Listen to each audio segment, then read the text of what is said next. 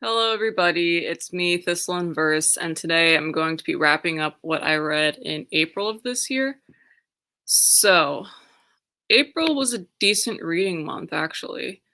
I kind of branched out a little bit more than I usually do, so you're gonna see me mention like books from certain genres I don't usually read. Um, so that'll be interesting. First up is Stories for Chip. This is a short story anthology edited by Nisi Shawl and Bill Campbell. This is an anthology dedicated to the life and writing of Samuel R. Delany, known to his friends as Chip. He was a black gay author who's writing science fiction in like this late 60s, early 70s, I think. Um, I don't know if he's still writing today, but he is still alive and he's written like very prolifically. He's written science fiction, he's written nonfiction, he's written some not contemporary as well, I think. And I'm not a Samuel R. Delany connoisseur by any stretch of the imagination. Um, and like at the time that I read this, I had only read two of his novels. So I'm sure there's a lot of stuff that I missed. But basically, there are short stories and some essays in here. And the idea is to be paying for the stories to pay homage to Samuel R. Delany, either through like the style of the story. Many of the stories feature a character who's like a Samuel R. Delany stand-in, like he's an author who lives in an apartment very similar to Samuel R. Delany's, or by making allusions to his writing. The one reference I did catch was in the story Song for the Asking by Carmelo Rafa. It's about this like fantasy world where there's this group of people who, hey Aaron, thanks for joining. Just talking about a short story anthology right now, Stories for Chip. There we go. And there's this like group of basically avian people who can call on the winds and their voices are very destructive. And there's a character in the book who doesn't speak who's named Rydra, which is a reference to Babel 17, where there is a protagonist who is like a polyglot. She can speak a bajillion different languages, and her knowledge of like language and body language is such that she has almost like she can almost like see into the future. She's almost clairvoyant. And so I think it was supposed to be kind of ironic that this character who can't speak is named for someone who's a polyglot. This one was definitely hard to get through because a lot of the stories are very dense. I really enjoyed all the essays that were in here. Those were definitely the highlights of the collection for me. I wouldn't recommend trying to read it cover to cover. That's usually what I do for collections like this, but it was really dragging for me. I'd recommend just kind of finding something that you like and skipping around from there. Especially if you're someone who hasn't read a lot of Delany's work. Like, I'm sure there are things to look for that I just didn't see because I haven't read much of his stuff. I might revisit it once I've read more of his writing. So, oops, sorry. Hey T. So for Stories for Chip, in terms of highlights, stories that I really loved, there's Holding Hands with Monsters by Haralambie Markov. This was a horror story about this man who's just kind of living in his apartment, and he's having difficulty going to sleep. His apartment's gotten really uncomfortable because there's some like possession. There's some creature in his apartment that's like making the temperatures drop, and like whenever he's in the dark, he can swear that he can hear this like creature talking to him and stuff. And it was I really like horror that's about the protagonist changing in some way. Whether that's like a transformation, like a physical transformation. Okay. Thanks for stopping by, Britt. Have a good rest of your night. Good luck with your endeavors. And Holding Hands with Monsters is this type of horror where it's about, like, the monster is definitely scary, but it's also about, like, the frightening changes that the protagonist undergoes. And I really like horror like that. I really like where you kind of have this, like, generic protagonist who all of a sudden becomes monstrous, becomes warped in some way. Um, and Hi, Sarah. Thanks for joining. Um, Thanks for the congrats, Britt. I am close to 1K subscribers. And this one is like this story, Holding Hands with Monsters. It's, I don't know if I want to, it's hard to talk about, I think, without giving away the ending, but like it is a, there's like a gay romance aspect to it. And the protagonist does some things that I found to be very disgusting, and it's really like unclear in the end. Like I think it's pretty obvious. He's undergoing this physical transformation. And I think that's just gonna be horrifying to the reader. But in terms of like the changes to his character and his life, I think those are like more ambiguous if they're for the better or not. It's really hard to explain, but in terms of like the things I thought really made it unsettling and gross, I think it's because of this like romantic attraction that he develops to the monster of the apartment, and like the things they do together. This one is like mildly explicit sexual content. There is like blood play and stuff if I remember correctly.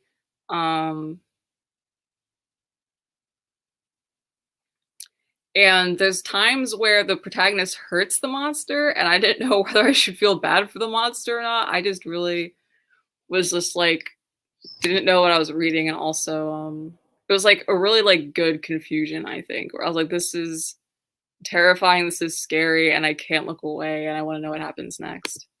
Hey Kiki, thanks for joining. So that was one I really, really liked. And this was one that I kind of thought of after Lil Nas X dropped his video for Montero, Call Me By Your Name. Because I think there's sort of similar themes in here in terms of like how you can interpret the stuff about sexuality. So that was one I liked a lot. And then the next one I really enjoyed was Heart of Brass by Alex Jennings. This is about this world where there are superheroes, and the superhero system is very interesting. Basically, the heroes get their powers from possession from a god, but like it's not really, I didn't recognize any of the gods named. They might be real and I just don't know them, or they might be fabricated by the author.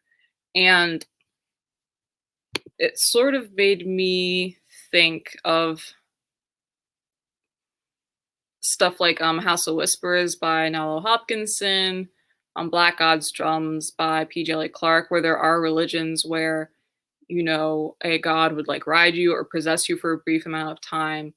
And because there is this religious aspect to it, there's this aspect of the heroes being tested, of being called on by their god. I don't know. I'm a sucker for gritty superhero stories, and I think the way this story did it was in a very interesting way. It's very confusing. Like the story ended and I really didn't understand everything that happened. But there is a reveal about a multiverse, and it's very brutal. It's like a very tough question of how you would handle a situation like, who do you save? What's real? Like what is family? What is loss? And I really enjoyed it. I think that aspect of it really stood out to me. This idea that like your god, your superhero calling will call on you to do these brutal things, and people not really knowing who they can talk about it with, not knowing if they're actually the villains of their story, because there's also an element of destiny to everything that they do. And I just really liked how complex and messy the story was. So that was one I also really enjoyed. Hi Jay, thanks for joining. And then I basically listed all the essays. Like I said, there's 3 essays, and I really liked them all.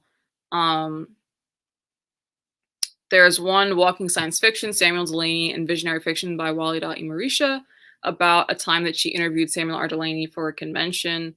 There's one, Delany Encounters, or Another Reason Why I Study Race and Racism in Science Fiction by Isaiah Lavender III, which was about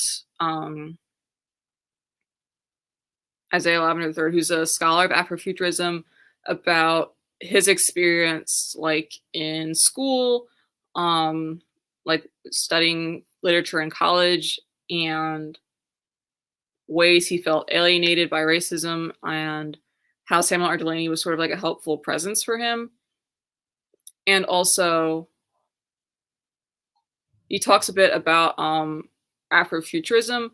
That was a term created by a white scholar, Mark Derry, that I think a lot of people have heard of, and it's kind of like contentious, I think, for like, and it's how it's applied now. I know there are definitely people who don't like being called an Afrofuturist, but I think also like just in terms of like when the term was made, I think it was contentious in terms of who Derry cited, and the work that he did in this essay. I think it was Black to the Future, where he came up with the term.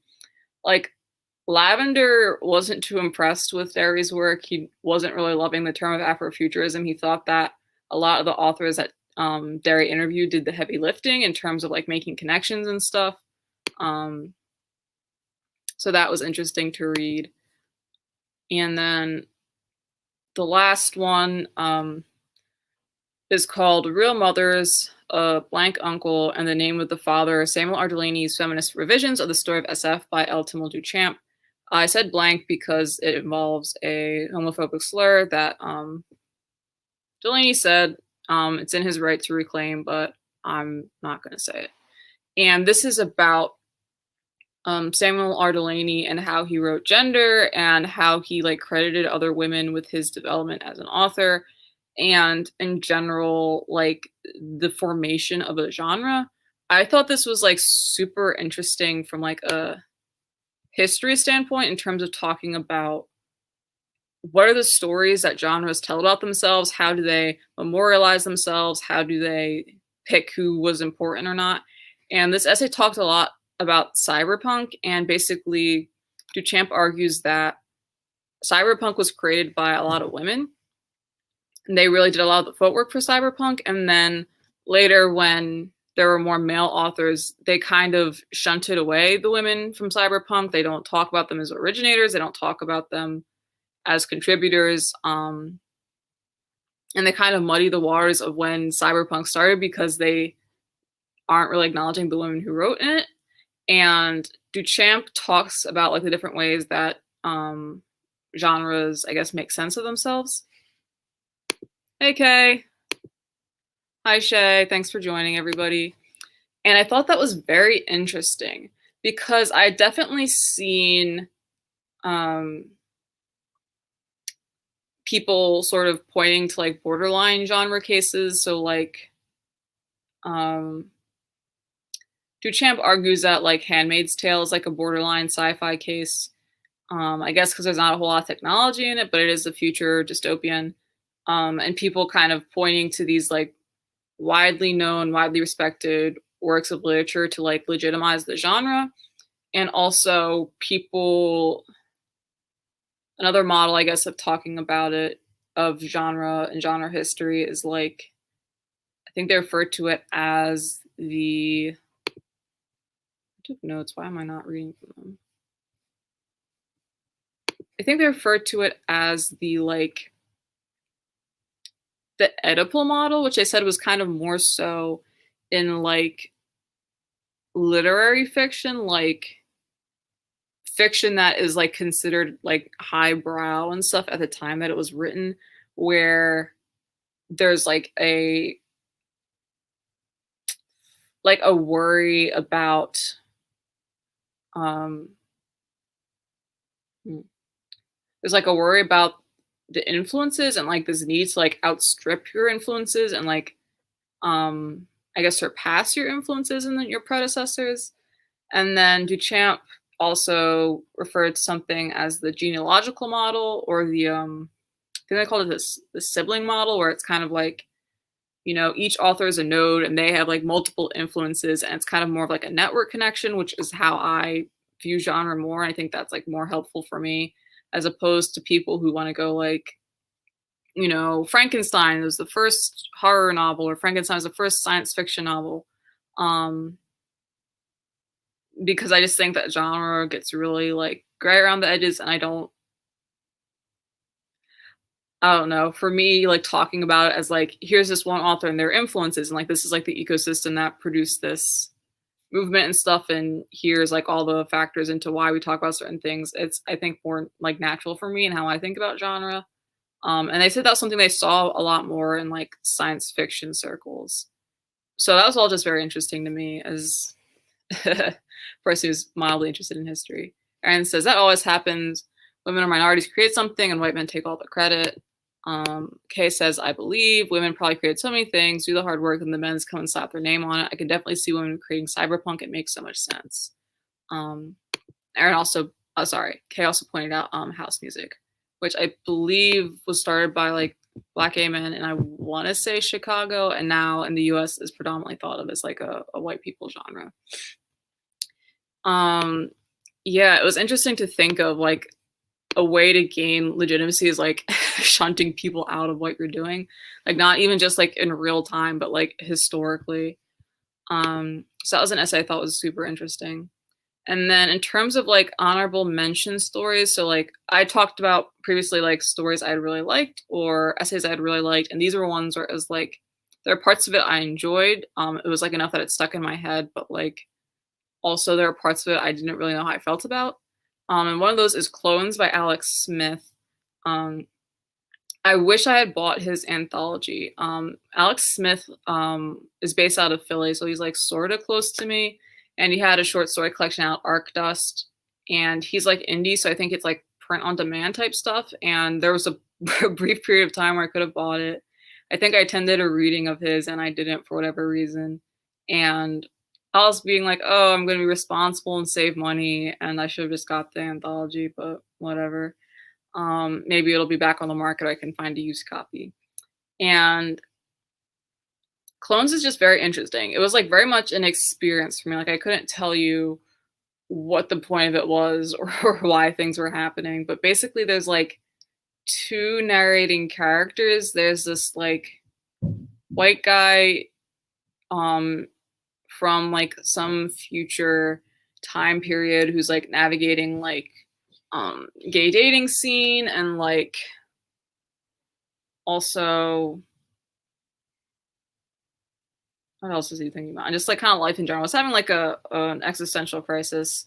And then there's also a white guy in the like far future who's like some sort of like space explorer, but it's always like just him. Like he doesn't work with anybody. There are like these weird like human replicas who are black, and he's kind of racist in how he talks about them and thinks about them. And it's very interesting how there's like parallels and like connections between those characters' perspectives and their experiences, and also like how they diverge. It was like a very trippy read, and it's like very difficult to explain what actually happened. Basically, there's a lot of realizations about the spaceman's existence and what he's doing and why he's doing it. There's like a weird, almost like body snatchers experience with like the other guy who's just kind of living in contemporary times. So I was just like very intrigued. And I was like, I would like to read more by Alex Smith. So I'm going to try and see if I can find a copy of Arc Dust somewhere. And then my other honorable mention is Voice Prints by Deborah Major. This is very interesting. So this one is told from the perspective of this human woman who is living in this like compound isolated by herself, and it's narrated as if she's talking to you, and for a long time you don't know. She says that she's been abducted by aliens, and she says these aliens are basically human copycats, and she says she has a way to figure out if the aliens are human or not. She says there's a tell that she knows and that she will share, possibly, maybe. And she says that these aliens have been sending people trying to interrogate her, trying to get her to divulge this information, and she hasn't. And for a very long time, it's not clear if she's actually being detained by aliens or if she's like in some sort of like possibly like a psych ward. I don't know who else would have the ability to like keep her where she's being kept. And it's like wild when you find out what is real and how you know what is real. And this woman is also just very resourceful. She's like she's been playing the long game. I'll just say that. The ending I was blown away by. Um, she's also kind of ruthless because her end goal is to get out of there. She doesn't want to stay there forever. So she has a plan. She's been working on this plan for a very long time, and the execution is something to behold. Um, I don't usually talk about stories that I don't like. Hey, Intisar. Yeah, it was really wild. Um, And also when it was revealed what the tell was, I was like, that is so small. Like, how did you notice that? And also it does make a lot of sense. Like, that's not something I noticed until the narrator pointed it out to me. Um, Sounds like an episode of The Twilight Zone. I don't really watch The Twilight Zone, but yeah, that kind of tracks. I think the only episode I saw was the one with the lady with the pig's nose, if that rings a bell for anybody. I feel like I watched one episode and was kind of confused and stopped. So I don't usually talk about short stories that I didn't like. But this one was like an interesting experience to read, so I figured I'd just share. So not like I said, Samuel R. Delany didn't always just write sci-fi. Like a lot of the stories I liked were sci-fi, but he did write nonfiction or like contemporary. And there's this one story in here by Junot Diaz called Nilda that um was like an experience to read, I guess. So basically, I don't know if you, in terms of like why I was kind of confused by the inclusion, I don't know when exactly this was published or any follow up on this, but around the time when, okay, never mind. This was published before Me Too. So this was like a whiles ago. Um, but basically, around the time Me Too first happened in the US, Junot Diaz was getting accused of like forcibly kissing people, of being verbally abusive to like female coworkers or like female authors who were just starting out who were asking him for advice, and that was kind of like also talk about like general misogyny from him, and um, so like that was, I hadn't read anything by Junot Diaz before this, so this was like my introduction to him. That was like the first thing I really knew of him off the top of my head. And that was interesting to me because Samuel R. Delany has like a reputation as being like a feminist writer and someone who's been very thoughtful in how he incorporates gender into his work. So, like I said, I think this was published before Me Too, and I don't really know what the follow up was on like people coming forward about Junot Diaz. Like, I think he published a letter. And I also don't know if the people who came forward like really specifically wanted anything from him. But just like that was in my head while I was reading this. And also, I heard that his writing was supposed to be really good. Um, yeah, like I thought he'd won a lot of writing awards and stuff. And like I read this and I was a little thrown because I think this is like the least like speculative, like least trippy contribution to the anthology besides the essays. And I don't know, I was kind of underwhelmed. I I mean, also like Delany's like dense style isn't super my thing, so like people like emulating that style are also kind of hard for me to get into.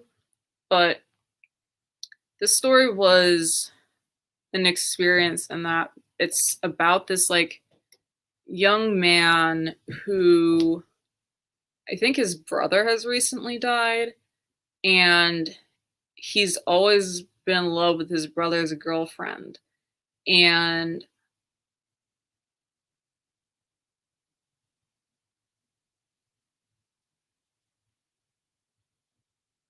it's just was kind of weird to read. Like it starts out when the protagonist is in high school, and then I think he like graduates, and so there's like a time skip. But basically, the girl who's dating his brother didn't always treat her great, and she's had a rough life, in general. I think she was like kind of codependent in relationships, and she was kind of like didn't really have like a lot of support in her life. And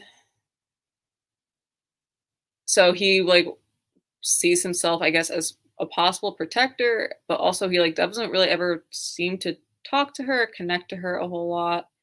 And then the time jump happens, and he runs into her again out of nowhere because they don't really talk, and she's like gained weight and she has like a chipped tooth or something, and he's kind of like repulsed by her and he feels sad for her, but he still feels like this draw to her. And it was just like weird to read. It reminded me of being like in junior high reading like these adult novels, like by Kurt Vonnegut. I think Stephen King. But like there's stuff that Kurt Vonnegut wrote that's like seared in my head. Um, and just like I don't know, it just like made me feel like icky reading it.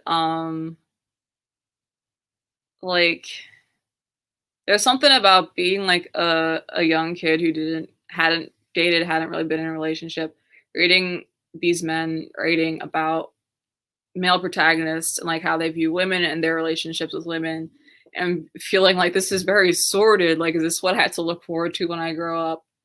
And kind of repulsed by how they talked about women and stuff. And I think that's why this this story stuck out in my ex. It took me back to that experience of yeah, just general like confusion and um being kind of repulsed. Yeah. Uh, I don't know if I did a great job explaining that, but yeah, I wasn't really feeling this story. Um, that that was really, I guess, the main takeaway. Um, yeah, I don't know. For me, I was like, if you like think that she's so gross, why are you bothering her? Why are you like following her places? Like, just let her be. Also, you didn't really seem to talk to her before. Like, it's kind of annoying that you're like circling around like a buzzard. Um, but whatever. Um, so that's the collection. General takeaways: if you're like a Samuel R. Delany fan, I think it's worth a read. But if you're like someone who's like very casual like me, don't expect to read it to cover. Just kind of like dip around because it can be a lot. It was like very, very difficult for me to read it cover to cover. And kind of put me in a bit of a slump. So there's definitely things to enjoy about it, but I don't I don't think this is like a place where you like need to read it in its entirety if unless you're like really into Samuel R. Delany's writing and stuff. Um so next up was Oni's Tears, a Unity Isles novel, a novella, sorry, by Kai Leaks. I had heard of Kai Leaks because she had published a short story in Slay, Tales of the Vampire Noir, edited by Nicole Gibbons Kurtz, which was an anthology of Black authors writing about vampires, and I enjoyed her contribution. I really liked the focus on, like, the physical details of the world and that she was writing about. I really liked the focus on, like, language and, like, sounds and, like, just these very, like, physical sensory details. So, my library had a copy of this either through, like, Hoopla or Libby, and so I decided to give it a read. Um, I think this was, like, indie published. There were definitely interesting ideas in here. There's like these really creative monsters who are roaming around. It's about this island, Unity Isles, where there's like this weird time convergence happening. So like wormholes will basically pop up and people will get sucked into them and they're taken to other worlds. And I think this is the first in the series because it opens up with this woman driving to visit her family on Unity Isles, and she gets sucked into a portal. And it's just kind of hinted that like that happened for a reason. And then there's like a flashback to I think when like Unity Isles first like had like a town and stuff, and it follows this family of monster hunters. And the monsters are very interesting. The monster hunters have this like possession system basically where like they're possessed by like a deity or a spirit and that gives them their supernatural abilities. I thought that was interesting. Um so there's like a lot of good ideas in here, but I thought the writing was kind of rough. I thought it could have used a little bit more editing in terms of getting the sentences to flow, and sometimes the action was a little unclear. And also, I really was interested to give this a read because I wanted more steampunk in my life by Black authors. And I there are definitely elements here, like the Monster Hunter's gadgetry is like very like uses a lot of gears. I could definitely see it there. But when I think steampunk, there's something about like the atmosphere to me. There's something about like a focus on like the location and the atmosphere that I didn't feel here as much because it is more action oriented. Like if I hadn't been told this was steampunk, I don't know if I would have like rushed to label it steampunk. Um, so yeah. It was an okay read. I would like read more in the series if my library got copies. I don't know if a sequel's in the work or not. Is in the works or not though. And then another one is Once Ghosted, Twice Shy by Alyssa Cole. This is a sapphic romance. And it's a novella, so this is on the shorter end. And basically, I don't read a lot of romance, but I'm working from home and I have there's like a delicate balance between this is too loud, I can't get any work done, and this is too quiet, I can't get any work done. And so at the time I was playing around with audiobooks in the background, and like I really couldn't do audiobooks for fantasy and sci-fi while working. I just couldn't focus on them. But I could focus decently on romance and work at the same time. So this is one of the ones I gave a listen. It's about this couple, Fabiola and Lycozi. Lycozi was like a planner, a secretary for the king of this fictional African country. And Fabiola is a girl that she like had a fling with in New York. Things were going great. She was really in love, and then they had like main plans to meet again, and Fab ghosted her. She hadn't heard from her. And like Hotzi's like, well, that was terrible, but whatever, I guess I'm just gonna move on. And she's like on the subway going somewhere, and she runs into Fabiola, and Fabiola wants another date. And it's about like Hotzi like debating whether or not she wants to spend more time with Fabiola, wondering if she spends more time with her, if she's gonna get like answers about why she ghosted her and like what's going on with her. And it's like it was a good read.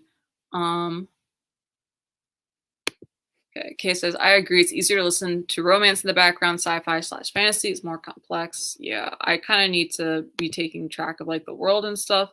And I think for romance, just because it's like usually set in our world, I wasn't really reading like fantasy or sci-fi romances. It was just easier to keep track of what's going on. Like my attention could go in and out because I didn't need to like hyper focus on the details and like keeping track of stuff. Aaron says, I still need to read that series. Yeah, this was the only one I had picked up from the series, but I'd heard very good things. And so I enjoyed it. Like Coetzee and Fabiola have like a fun chemistry. They're both like very fashion savvy, but in a very different way. Fabiola is like more feminine, and like Coetzee is more she's kind of more of a butch in how she dresses. And it's just like cute how they both pay attention to clothes.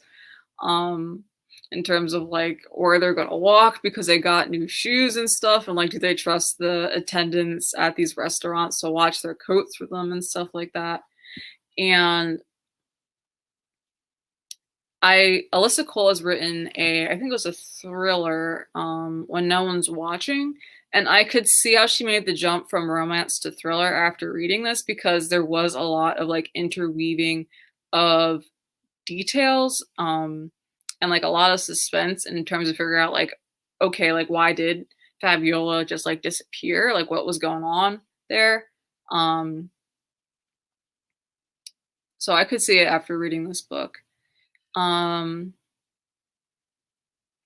Coetzee is very charming. She's very suave. She's very chivalrous. I liked her a lot as a love interest, and a protagonist. And in terms of like the heat levels, there's a lot of yearning. They haven't known each other very long. And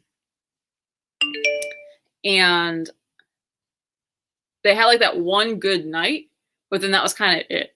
So like there's like a lot of like yearning when they're like, oh, I miss this person. I wish they'd come back. Like I kind of wish they're not back now they're here, because I thought I'd gotten them out of my head. But like there isn't a whole lot of like heat to that, because most of the time they're like just walking around New York City. There's like one really good scene at the end. I was like, I need more. They can't be a flashback to their date night, like their first date. Like I was hoping there would be a little bit more to the heat, but I enjoyed it enough. I liked it.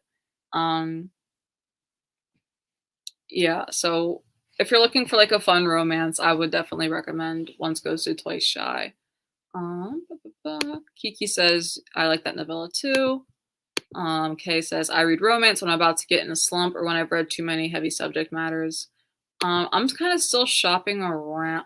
I don't read romance that frequently.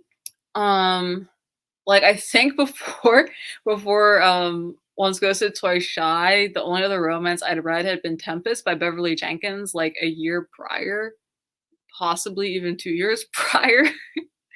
So yeah, I'm like, I don't know. I think I'm like very picky about what I want from a romance. I'm definitely very picky about sex scenes. I don't know. There's just some euphemisms that writers like to use that I'm like, I don't like this. I need you to, to stop right now.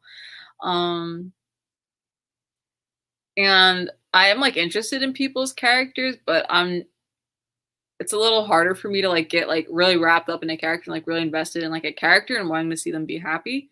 So I think romance is like something I'm very picky about. So if you see me pick up any titles, it's probably going to be like very obvious, like big name ones that I've seen a lot of positive reviews for. Oh, Kiki says she has a new Sapphic Romance out that's a full length finally. I remember seeing that around social media. Let me see if I can find it. What was it? It was from Runaway Royals, I remember as a series name. Runaway Royals.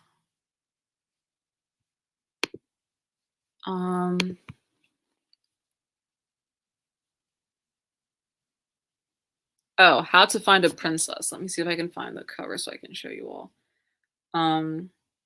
But yeah, I heard that is going to be like a reimagining of Anastasia. And I think she said it's like a grumpy sunshine pairing for people who like that. So here's the cover for that one. So when my library gets it, I look forward to giving that a read because I do need more sapphic romances. But yeah, it'll be good to have a full length one. I was definitely I don't know. I'm like, yeah, I don't know how to explain it, but I was like, I would have liked more. I just wanted more sex scenes, basically. That's my main thing about Let's Go to Toy Shy. Was that I wanted more sex scenes, but it is what it is. It was a novella.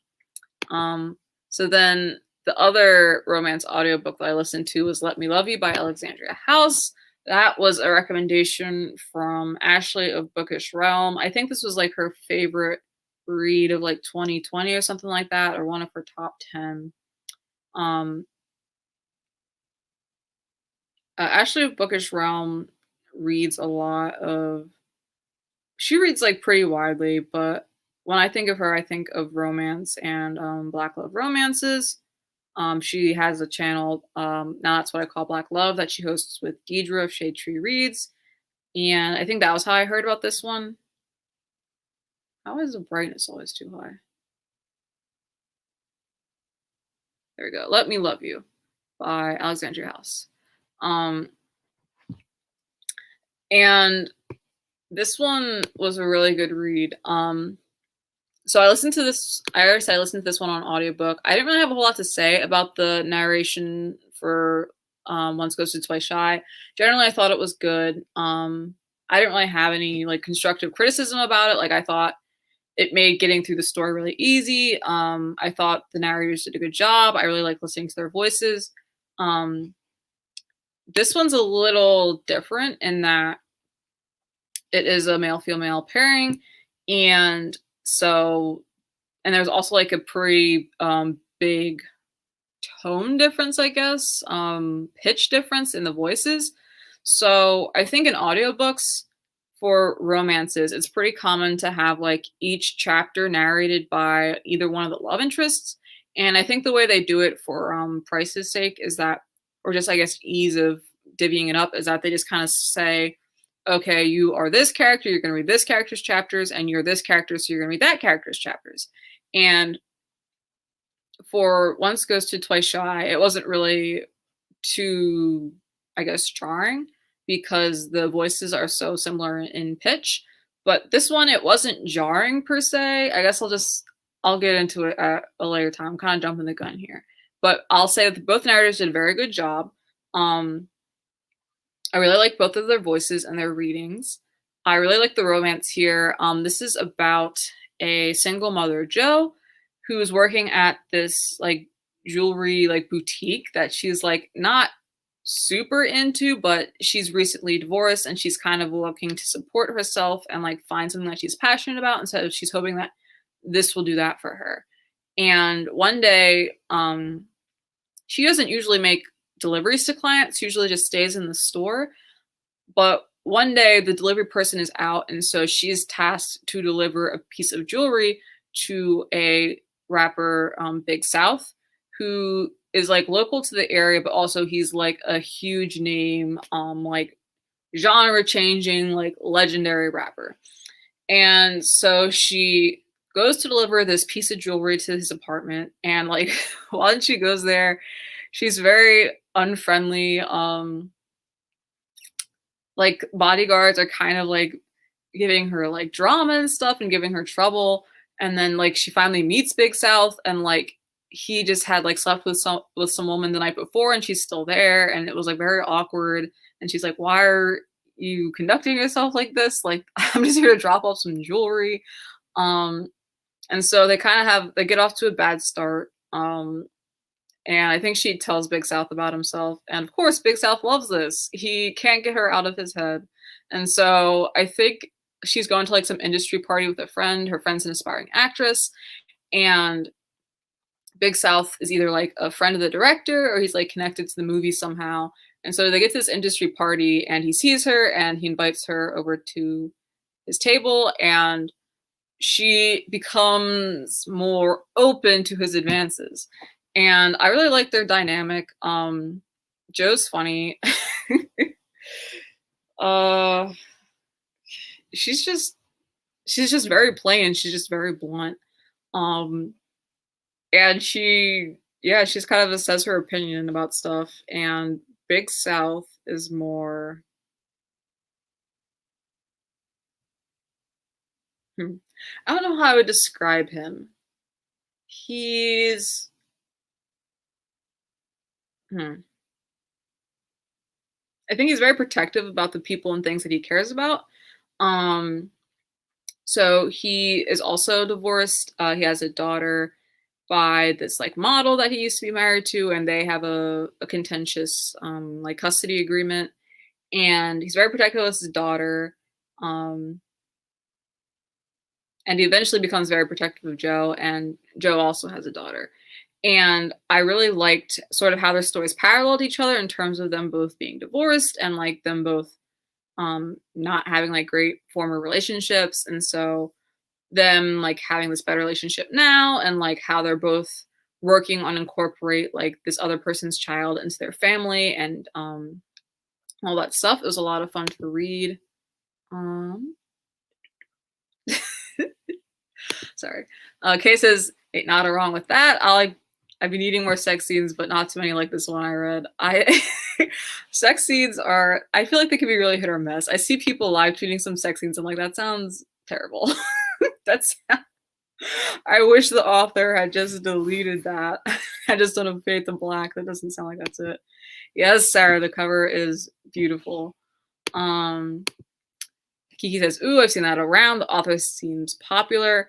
Um, I think she's indie. I'm not plugged up.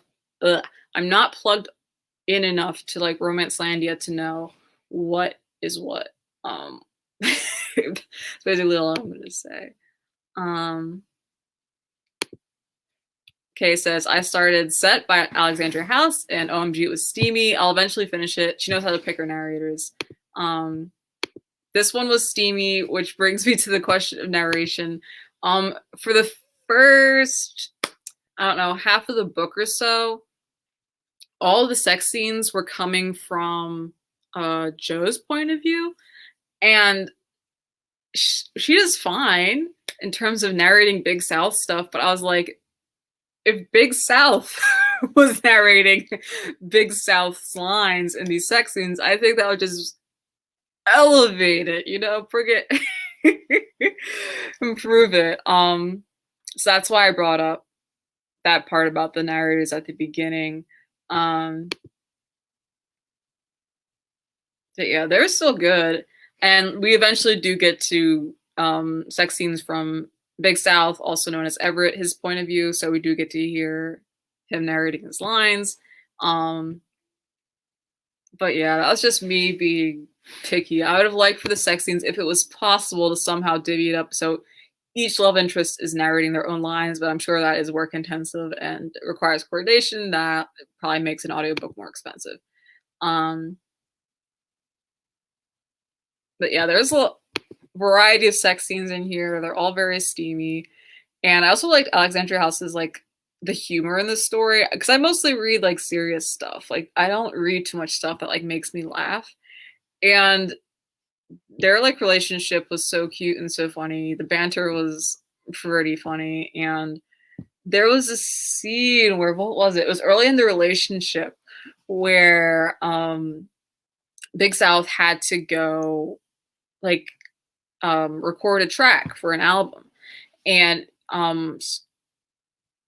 Joe like accompanies him, and he does he does his planned like lines the first time, and he asks for her feedback, and she's like,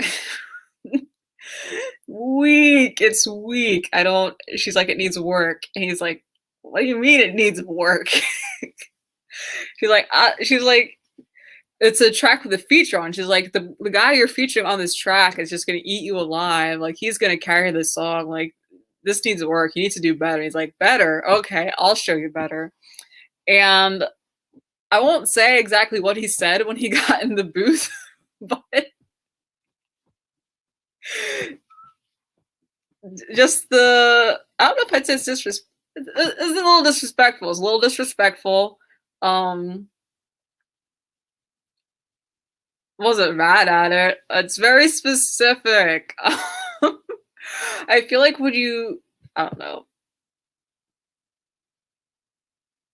As a casual rap listener, it really is a disrespect. Like the specificity in what you're saying about whoever you're dissing, that really makes a song pop for me. And I was like, I actually like this. I like this verse. Because Alexandria House has a Big South mixtape in the works. I wouldn't be mad at it. And it does mention Joe. I blushed on Joe's behalf, and it was just generally great. And even if you don't like romance, you don't like to laugh, you're kind of a Grinch. Um, the drama, the drama in this book, and it was so well played. Um, because for a long time we don't know who Joe's like ex is. I really didn't have any guesses as to who he was. Um, but when it's revealed, when it's revealed who Joe's ex is, and it just got very messy, and I was like immensely entertained by the whole thing. I was metaphorically eating popcorn the whole time. It was just very good drama. Um, yeah, so I really like that story. Um, would recommend the audiobook very highly. Um, Kiki says, all the romance readers I follow love her books. That's good to know. Kay says, soap opera mystery. I don't really watch soaps. I don't think it was like unbelievably messy. Like it's not like, oh, like there's no like unexpected amnesia. There's no like side chicks or anything like that. It's nothing like wild in that way. It was like to me, it was like very believable like drama. Like if I had heard drama like this on like TMZ or just like on Twitter or something, I would believe that it was like real people drama. So it's not like I guess it's not like the most over the top thing I'd ever heard, but I was just like the setup and the layers to it um were great. I guess that's the best I can explain it.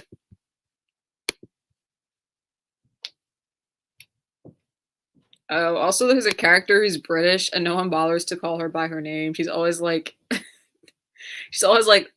fish and chips or like pip pip cheerio. Like no one ever calls her by her name. It was so disrespectful. Um okay, so that was Let Me Love You by Alexandria House. If you could not tell, I very much enjoyed it, very much recommend it, even if you're like a casual romance reader such as myself. I think there's definitely things to like about it. Oh, in terms of sex scenes steaminess, very steamy. There's pretty frequent, like I'd say at least 5 from what I can remember in the story. Um there were places where I was like, could I get like a little bit more detail maybe, but I don't really know what the standards are around like what's a romance versus an erotica, so that could have been the extra details I wanted could have been like off limits. That could have just been me being very picky, but like highly enjoyed the story, would recommend. Um and then last up is Amari and the Night Brothers by B.B. Alston. This is a middle grade fantasy about this young girl, Amari. Her brother Quentin has recently died, and she's like very torn up about it,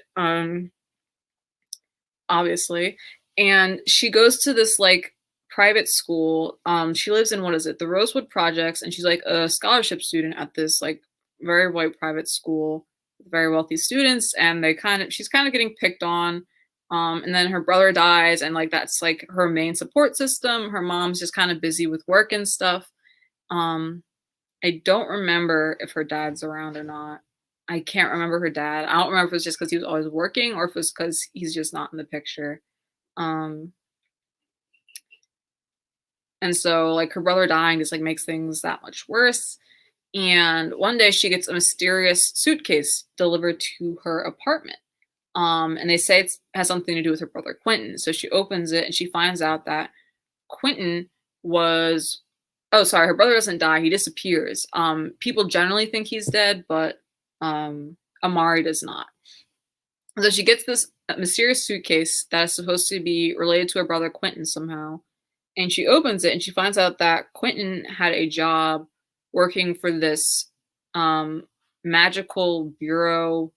I'm forgetting the full name, but it's basically this bureau that's basically like the Men in Black Bureau, where they like are interfacing with these magical creatures that are everywhere, all over the world, but humans can't know about them, so it'd be very disruptive for life in general and could be dangerous to the magical creatures. So there's this bureau that like keeps humans from knowing about the magical world and kind of like handles like magical disasters.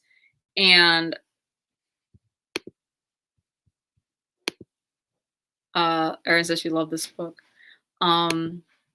Yeah, Mary and the Night Brothers is very good. And she has a choice where she could either just like forget about the suitcase forever and go on living her life as is, or she can go to the summer program and join the bureau. And she plans to snoop about Quentin while she's there, but also she could be prepared for a job basically in this magical bureau. I enjoyed this book a lot. This was a very fun read. I remember getting some like Harry Potter comparisons. And like I know that people have like varying feelings about that because J.K. Rowling as a person is like transphobic and has been up to various bullshit basically. But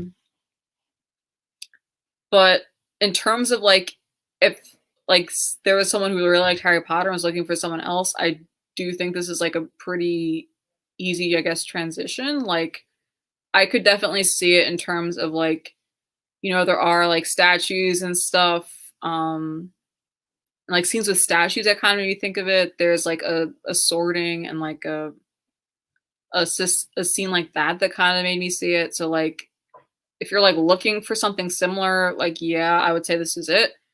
Can't speak to writing quality because it's been like years since I read those books, and so I don't really remember how they read. So basically, I wasn't too mad at the comparison.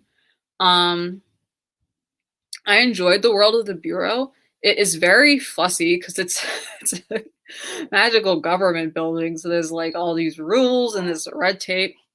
Oh, one moment.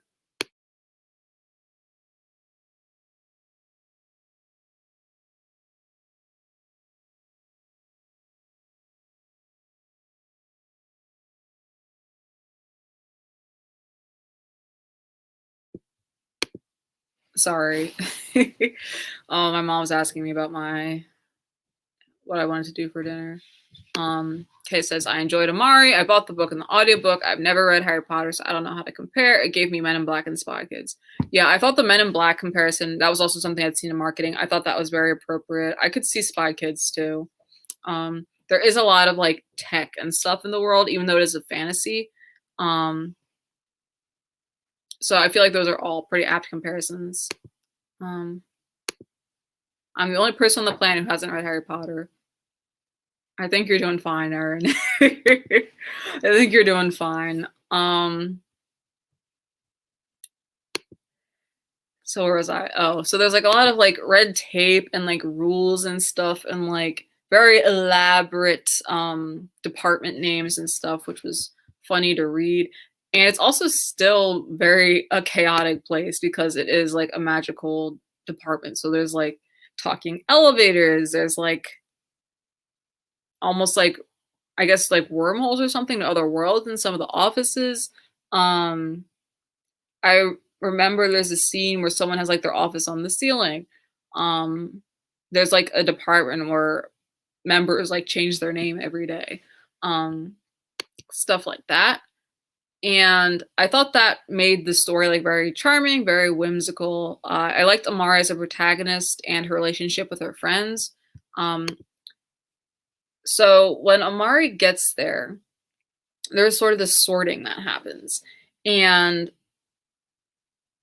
like sort of based on like what affinities you have, like what skills, and basically whatever skills you have will be magnified once you go through the sorting. And Amari is revealed to be a magician, and that is bad news for Amari because magicians aren't supposed to exist. They're just very powerful, and the Bureau basically doesn't like people having a lot of magic. And there's a few magicians in the past who were very power hungry and nefarious. And so people don't like magicians. They're outlawed, and she's basically the only one who's known magician who's been at that school for like centuries. Um, so so she's kind of like outcasted when she gets there. She's also an outcast. She's also outcasted because she is like not from like a line of people who have been working at this bureau. A lot of the families, a lot of the children who attend are like legacies. So their families know a lot of things about this stuff already. They've known about this for a while. They have the equipment that's needed for the classes. They don't need to like borrow it and stuff, but like Amari doesn't have that. So she feels like an outcast for that. And she meets her roommate who's like I forget. She was like a dragon who's unearthed somewhere in Mexico. And she's also feel outcasted because she's the only one of her kind. These dragons are supposed to have been extinct for like thousands of years, and then they just randomly find her. And she doesn't seem to be doing what like is developmentally like expected for dragons. Like dragons are supposed to be able to transform between like human and dragon form and like breathe fire, and she can't do any of that. So Amari and her roommate kind of bond over both their feelings of being an outcast, and I really like their relationship. I thought it was very cute. Kay says Amari's experience at the school and her previous school definitely mirrored. Yeah, it really did. There's even a part where she's gonna join, and after it's discovered that she's a magician, and one of her like supervisors, one of Quentin's old supervisors, who's kind of like showing her the ropes, and is kind of like taking her under his wing, said, "Are you sure you want to do that? Like you're going to be very mistrusted. People aren't going to like you." And she's like, "You mean like the school I went to for the past like 6 years? I think I can handle this." Um, yeah. Oh, Jay says Harry Potter was banned in my country, so you're in whole countries of people who haven't read it. Again, I say you're not missing out on much. So I like that bond, and like also them both kind of struggling to live up to their reputations. Like Amari, it's weird for Amari because I think people both don't expect much from her because she's like so new to this world, and also her brother was like he wasn't just like in the bureau, he was like a celebrity within the bureau. Like he was like very competent, very celebrated, and she's wondering how he was able to do that and how she can like be like him. And for her roommate, it's just like people are expecting like these magical transformations and stuff, and she just can't do it for whatever reason. Um, so they like bond over that, and then I really liked the plot. It was very suspenseful, very unpredictable. I There are parts of it that I was able to guess, but definitely not the whole thing. And I think that the way that it ended, there's definitely room for like very interesting sequels. This is part of it, going to be part of a series, and I think that the story definitely left it so that it could go a lot of different ways. And I'm excited to see what else Phoebe Alston writes. Um, I was glad that Amari had some like adults looking out for her. I think in some books for kids, adults could be like very absent and very negligent. And it's kind of like a running joke, like how useless they are. Basically, so that the kids can run off and get into trouble and go on their adventures.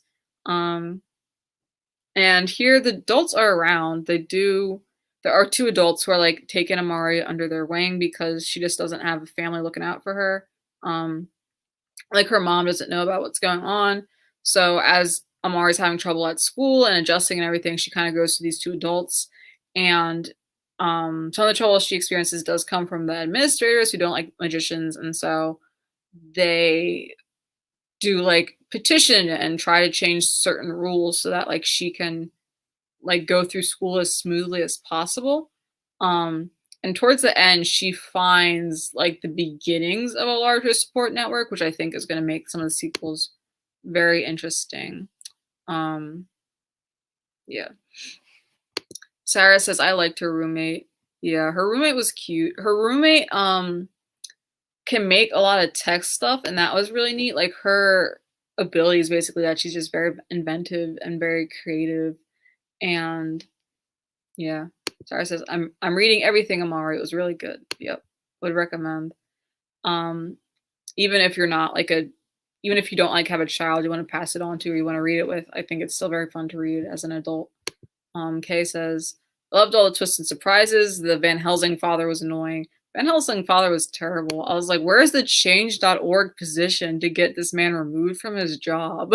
Like, I feel like you just shouldn't be here. Like, if you're gonna have magician students at your school, or I guess magician participants at your summer camp, I feel like a guy who so obviously hates magicians really shouldn't be in a position with that much influence. But it's whatever. The Van Helsings are very influential, so it probably they weren't gonna get him removed even if they tried.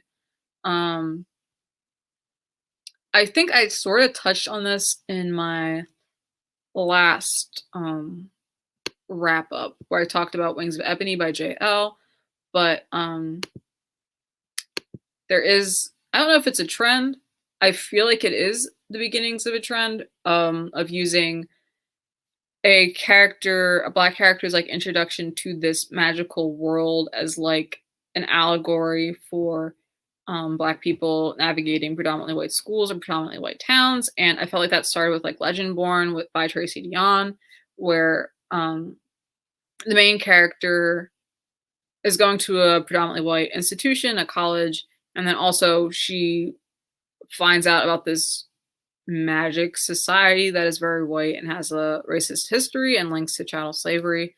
Then Wings of Ebony by JL, another young adult, had something sort of a different take on it,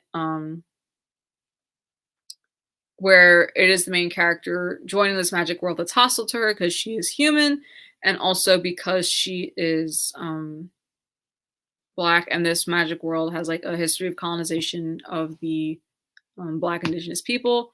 And then there was this one, which I think sort of in a similar vein, where it's like Amari has had basically these experiences of being bullied and racism at as being like the scholarship student at this private middle school, and then that experience is like paralleled in her entry into the bureau. And I would say that in Legendborn and Wings of Ebony, it did feel more like one-to-one with like real world like racism stuff to me. Like in Legendborn, it is very like explicitly like this magic society, there were slave owners who founded it. They have been very explicitly killing and disappearing like black people who have magic. Wings of Ebony has like a colonization subplot.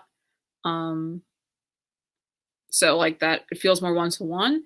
And like the magic people, almost all of them, they aren't like white, but like they're like this chalky pale color that is described as looking kind of unhealthy. Like it doesn't look like white people's skin.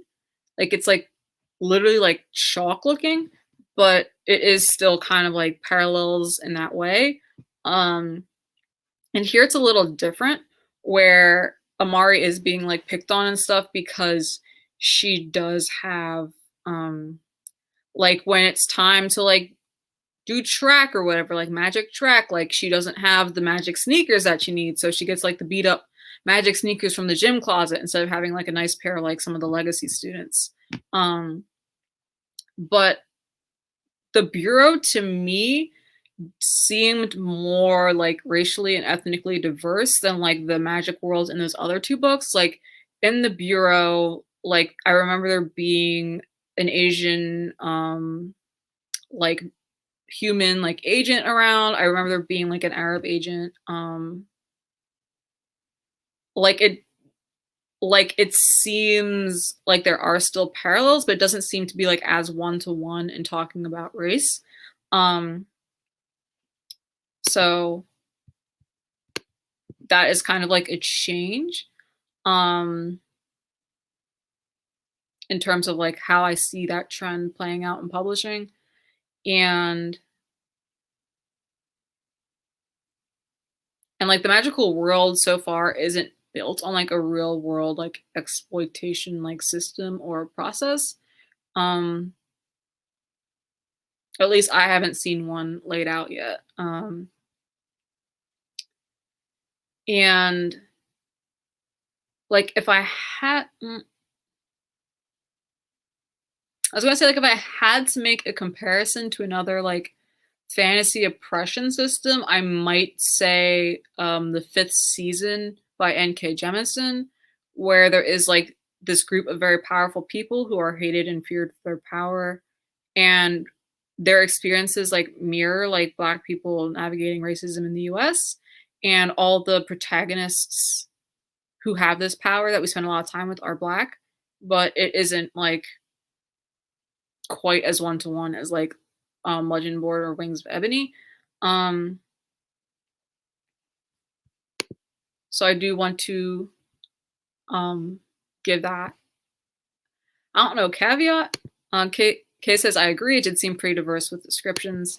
Because I also had like reactions to certain things, like in reading it as an allegory, that like if I hadn't been reading it as an allegory, I wouldn't have been particularly bothered by or would have noticed. Um,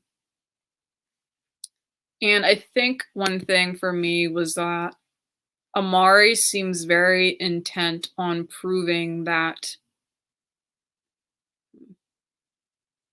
she deserves to be there. And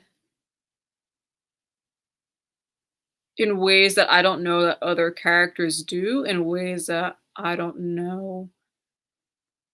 Um, yeah, which is I think I don't know, I think it's like a pretty typical thing, like for other stories where there's like some characters being underestimated. It's like, oh, I'm gonna prove to them that I can do this thing. But like I think with Amari's character, it did rub like how frequently she mentioned it and how like moralizing some of the stuff around that was because like she's Black and I was reading it as like this allegory. Um like there's something that bothers me was with magic systems is where there's like a system of magic that's just like evil. It's just it's off limits. No one can do it. And it doesn't seem to make sense like why it's evil. It's just like it's off limits. You can't do it. And it's like, but why? Um like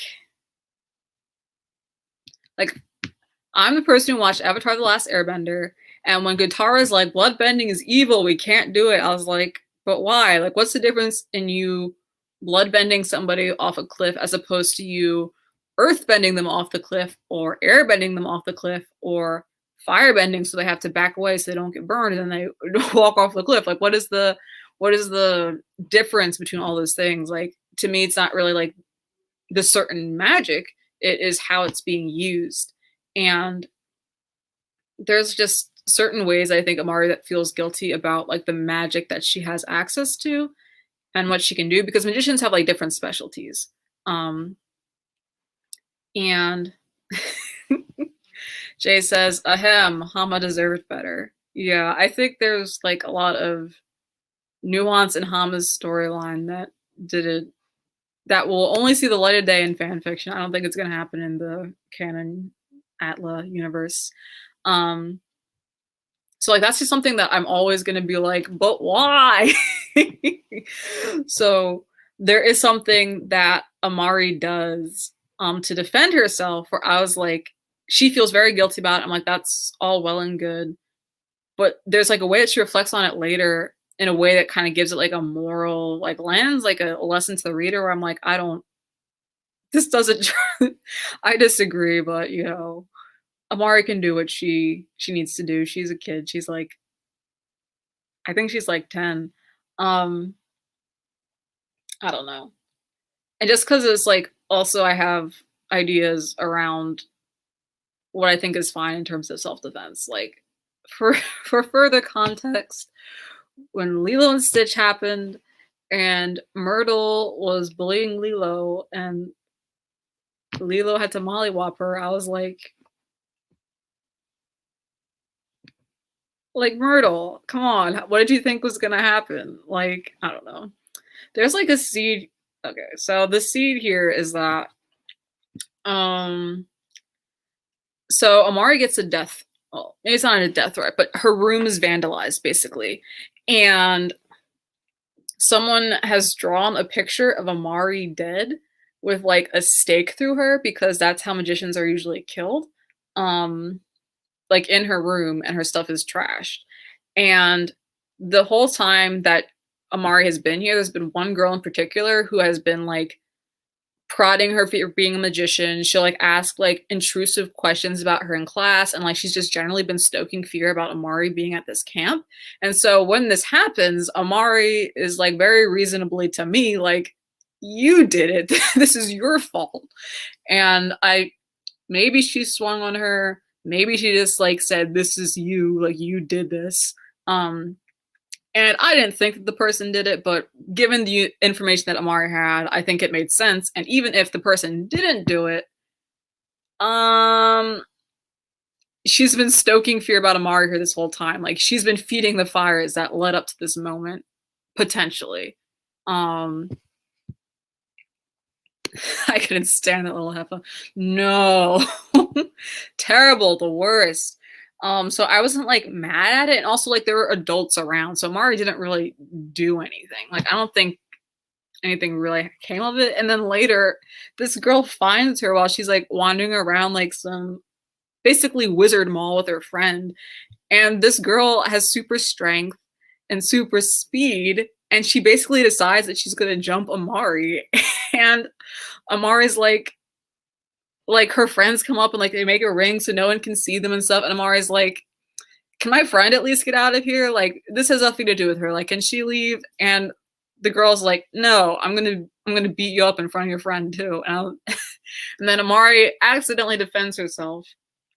It wasn't intentional what happened, which is another reason why I wasn't worried about it. But like she just there's just ways that she like thinks about like what she did, and she like equates that to the actions of like other people where I'm like, what you did was like gray. I'm not too mad at it. What the other people did was just straight up like there's no reason for it. Like it's not the same. Um yeah, so that's just like my personal thing. And I don't know if that is gonna be a thing when we're talking about like black characters in self-defense and like what is acceptable. And I bring that up because when I read that, I thought of like Ring Shout and P. Jelly Clark by P. Jelly Clark. Um, in terms of like the moral code that so a Ring Shout is about this group of monster hunters who basically hunt these demons that are hiding in the KKK. Like the demons are not human, and they have this like moral code where I'm like, this makes sense. And also like but also the explanation for it didn't make sense to me, and there's like a moral lens to it that I didn't really get. And I think it was basically around justifying like these black characters basically defending themselves. Um and to me it felt like it was like a constraint where like they had to be more nonviolent than like, I don't know, that I thought necessarily made sense. It's hard to explain because I was like, at the end of the day, I think these rules make sense. Like I think Amari's guilt makes sense. Like it's not fun to hurt people by accident or on purpose unless you're like you have issues. And like self-defense, I don't think it's ever gonna be something that's like something that feels good. Like when it's done, it's just like a necessary thing. But I think the way they both of them, how they were forced to defend themselves or how they're forced to react to things, I thought was presented in a moral way when I thought there wasn't, when I felt like that lens didn't really need to be there. Like I think sometimes we do things that like seem like non-violent or like the high road or like the moral thing to do. And it's like maybe to some people, but that's just like what's easiest at the time. That's just gonna get me what I want faster. So like that's why I did it. And um all that to say, there are things that happened that had like this sort of moral lens to them that like for me was a little tiring. Like this valorizing of like having to take certain things and respond in certain ways. The valorizing of that made me feel a little bit tired. Um, but I didn't disagree with anything the characters did. I didn't think it was inconsistent with who they were as people. Um, I didn't think there's any issue with it. I think it's just like for me, I would like to see some like I guess different framing around why people take the high road just to like I don't know, just acknowledge that why people take the high road is complicated and like it's not always like about proving that you're like the good person or that you're the bigger person or something. Sometimes it's just like that's all there is to do. Sometimes the high road is the only road if you're just trying to make it through. Yeah. So that was really it. And also just this was so stressful to read as an adult. I was so stressed for Amari. I was like, those kids picking on her, and then she gets her room vandalized. I already said I wanted to call for Van Helsing's resignation as an admin. I was like, can we get her room moved? Can we get her a security detail? Like, I was just worried for her. And it's not like her support system isn't worried for her. It's just like for me, I was like, we need to get on this now. Like, especially because like her parent isn't there to advocate for her. I was like, we need to get on this now. So like I can understand why characters did certain things, but like as an adult reading this and reading this as an allegory, I was like just very, very protective of Amari. I was like, my sweet child does not need to be enduring all of this. We need to protect her at all costs. And I think I also just felt sad for Amari, because she put so much pressure on herself, right? Like she is, I would say 10 at most, and she is feared by so many people and like outcasted by so many people. And she's like, I'm gonna prove to them that I am as morally good as them, if not better. I'm gonna prove that I'm as competent as them, if not better. And I think that's something that's easy to think and say when you are like very young and you're just starting it out. And I think that's something that really like takes a toll on you and wears on you when you try to do it for like years. Like, um, yeah. So I was just reading that and I was like worried for her. Like, I was like, this isn't on you, right? Like, you're a child and people need to be looking out for you. Like the adults in your life need to be educating themselves and checking each other so that you can just do your child stuff and look for your brother. And also like I'm going to prove my worth thing is something that like generally works in Amari's favor, but you know, that's not always the case, you know, in real life. And I think it can be very crushing. If you're someone who thinks that like I'm going to prove like if you're someone who thinks that like everyone's dislike of you can be disproved or like dispelled by like your own hard work and like your own I guess ability to like I guess push I don't know how to describe it but like your own basically your own ability that like everyone's dislike of you or fear of you is like based in some logic and there are things that you can do to change that logic or change them as people. And I think it's something that can be very crushing to realize when you're like, oh no, like this person's fear of me, this person's dislike of me has actually nothing to do with me. So there's nothing I can do to change it because no matter what I do, they're seeing it through this lens. So I again want to reiterate that I really like this story and that if I wasn't reading it as an allegory, those aren't things that would have stuck out to me. But as it was, I was just like, oh no, Amari, no. you're gonna get burned out so fast, or maybe not fast, but you're gonna get burned out, and I'm worried about you. Or you're gonna blame yourself for things that aren't your fault. Or yeah, I was just worried about Amari, basically is what it boiled down to. I wanted an adult to like just take her aside and be like, there are things that you might have to do because these are the rules, and like there are things we can try to do to change the rules and change who's in power, but like we might not be there yet that you're going to see the benefit of it, but like this isn't your fault. Like any of this stuff that happens, it's not on you. This is on them. That's up to them. So that was all my thoughts on it. Really enjoyed it. Excited to see what else she gets into. I like the villains. The villains are duplicitous, and I love that in a villain. Um, and like I said, I am excited to see the support network.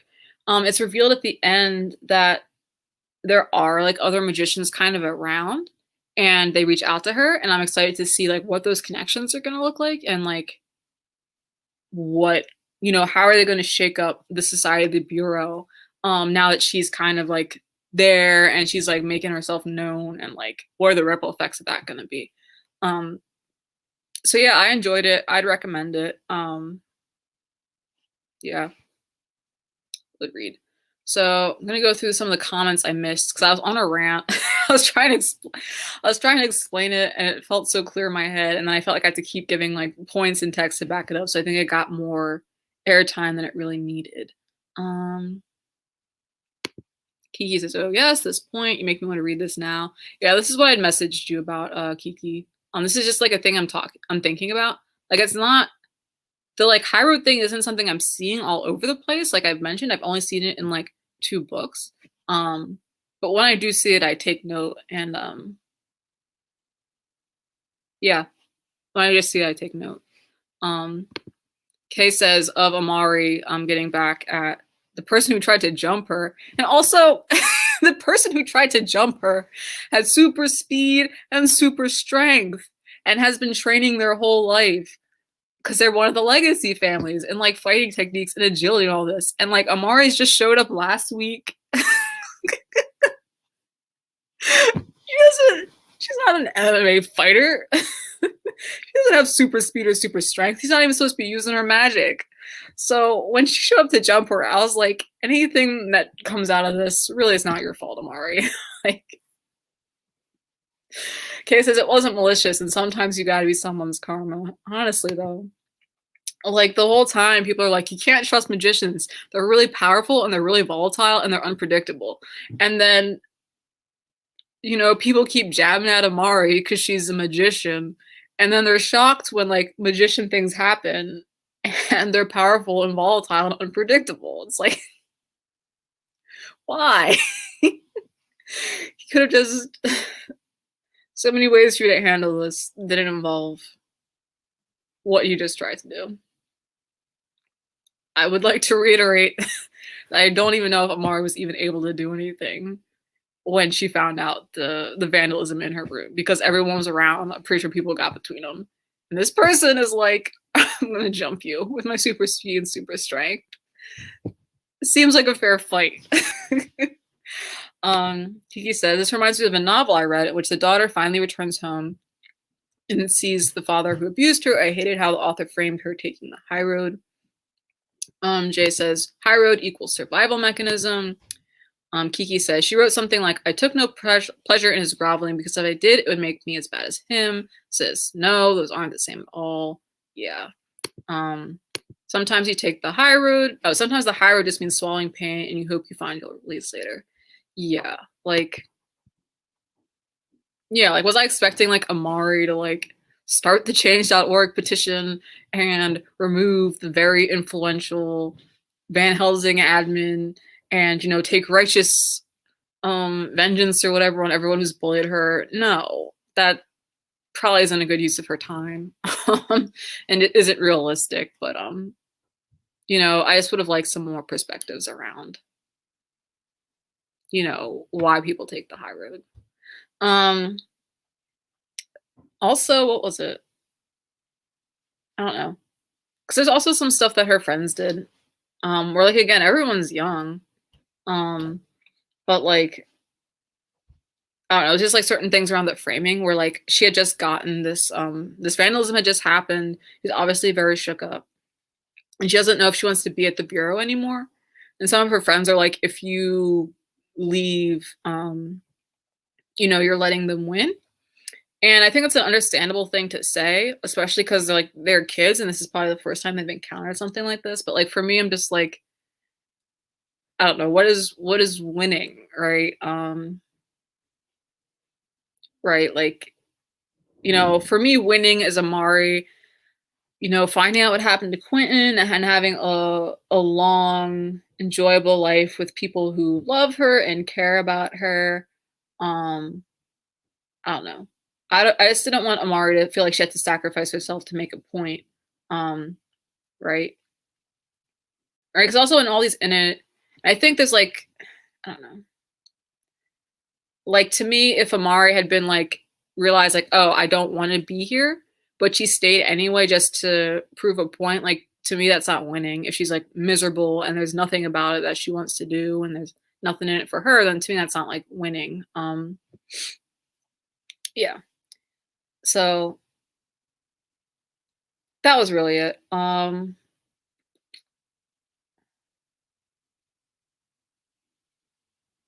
I feel like was there one last thing I wanted to say?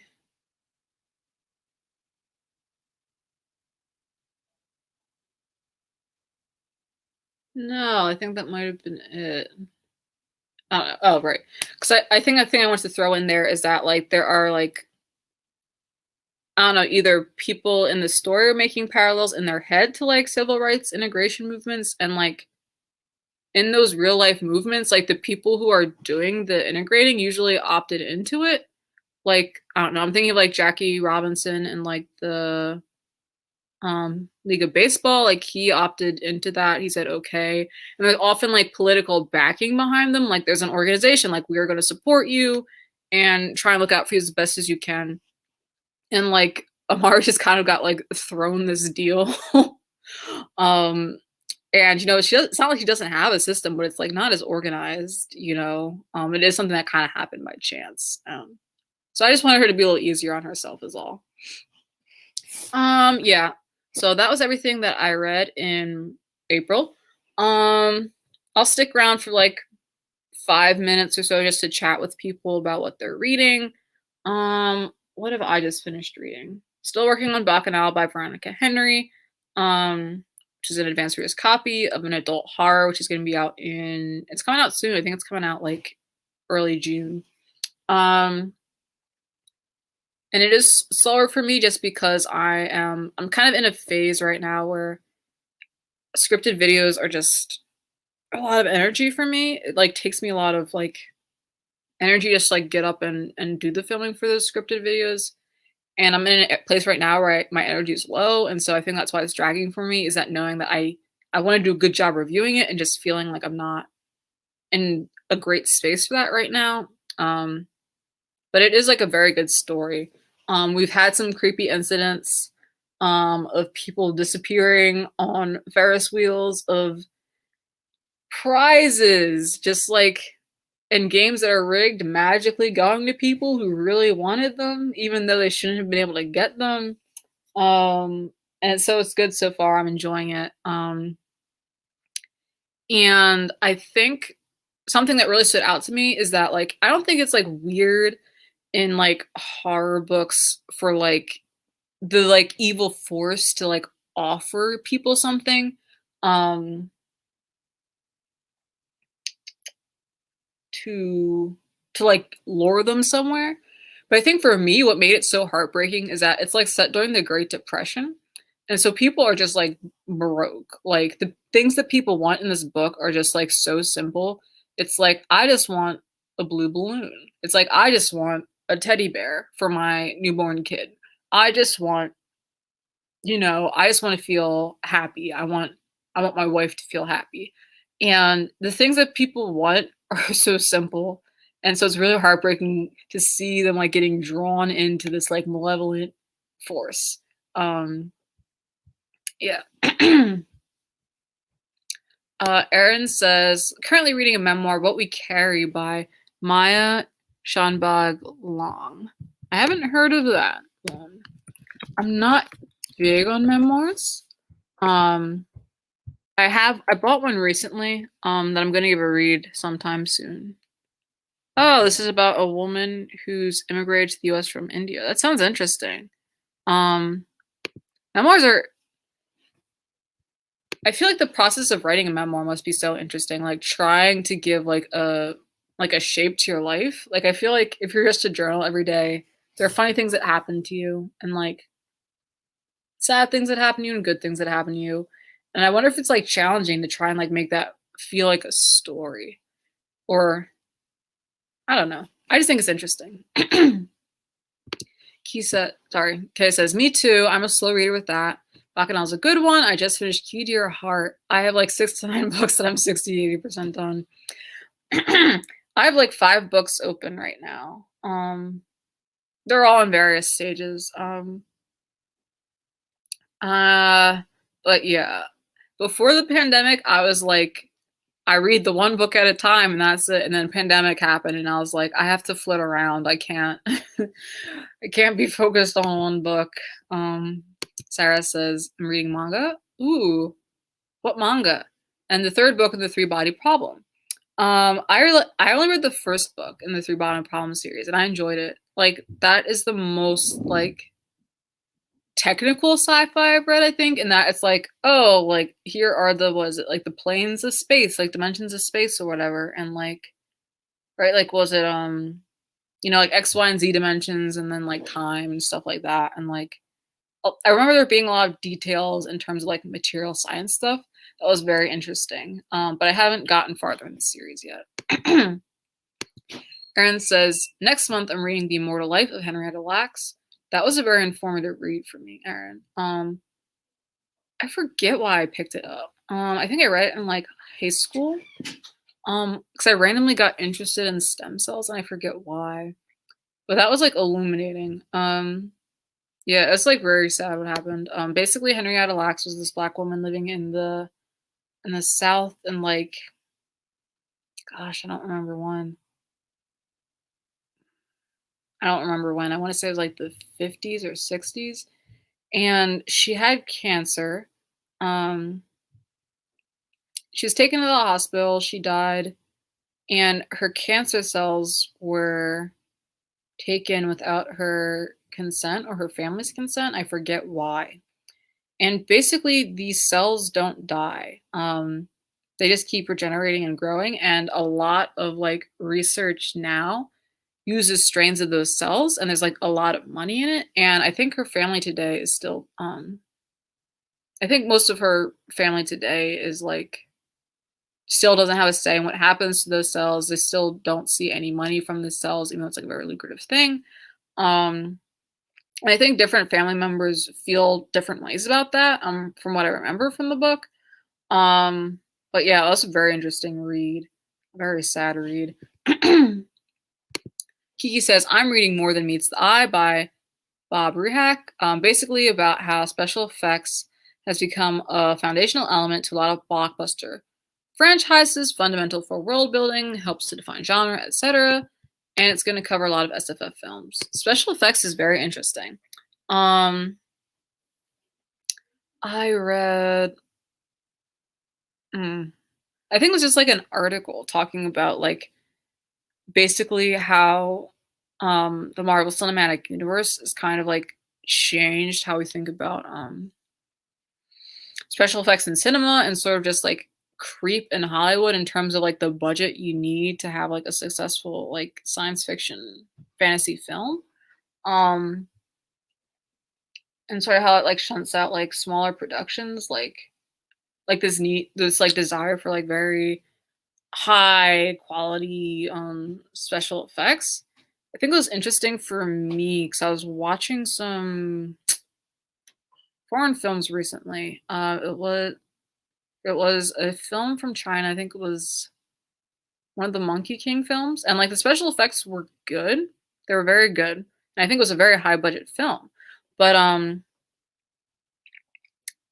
for me, I was like struck by, like, there were definitely places that like things looked a little off, or places where I was like, I feel like I can see where money went, like where they're like, this needs to look really good, and so we're gonna put a lot of money here, and like we can kind of like shift some things around on this side, so like it still looks like nice, like you still get the feel, but like we're not gonna spend all this money making these effects as opposed to these other effects. And I really enjoyed the film, and I thought it was a really good movie. And I was just thinking about like how would that be, like how would that fare if it were to be released here in the U.S. Like aside from like, do you get the cultural elements of the storytelling? Uh, like what is the bar now for like special effects in films? And like I don't know, because I feel like people are just like very picky, and I feel like modern moviegoers in the U.S. are like very picky about what they want films to look like, what they want like the special effects especially to look like.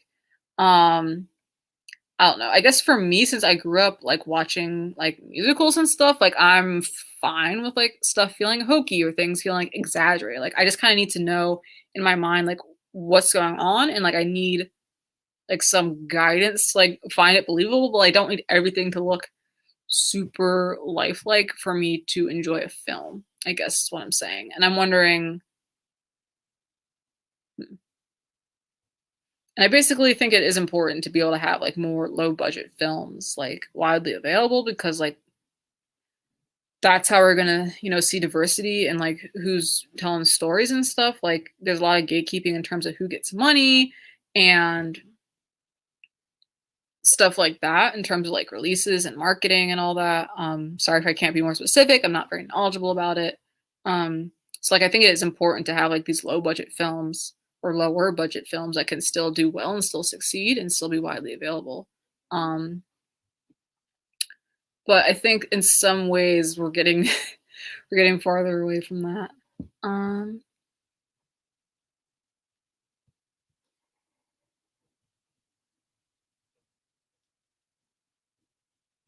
Sarah says she's reading Spy Family and Vagabonds. That sounds interesting. Um, Kiki says, yes, I remember all the criticisms of Justice League films because of what they considered poor special effects. I hadn't seen Justice League, but I'm also like, I don't know. I think I've said everything I needed to say about what I feel like is happening with special effects and in fantasy films. Like, I don't know. Because right, like this films used to be like very low budget. Like the Marvel movies didn't used to be the huge like money making thing that like they're thought to be now. Um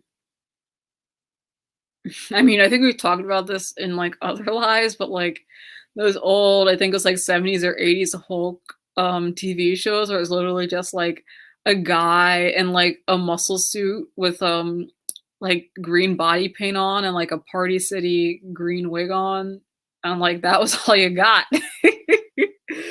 In terms of Marvel on the big screen or the small screen, because that's just what the limits of effects were. Um, and like I laugh at it now, but like I can probably still sit down and watch it if I wanted to. Um, Trying to think of it. I don't know. And I also see that in terms of people talking about like animation, even just like from when I was a kid. Like I think the article I feel like the article has to be clickbait because I don't know why on earth else they would have published this, but there's someone talking about how Shrek's terrible and it's overrated and the animation quality is garbage, and blah blah blah. And like I don't know why why you would come for Shrek unless you're just writing clickbait. Like I don't see the reason. Um But like, yeah, I even just heard like other people like around like my age or maybe a little older saying that like Shrek, the animation has aged terribly. And like watching it, I'm like, yeah, some things look a little rough. Watching old Pixar stuff like the Toy Story, the dog, the people, they do look a little rough, but I don't think it's like the end of the world per se. I think the storytelling is still solid. Kiki brought up, yeah, and that Amazon Lord of the Rings series, it costs a gazillion dollars excessive. Yeah. Also just like when you fund these huge movies, like there's a limited funding pool, and so it does take away from other films. Like other films just don't fit in the budget.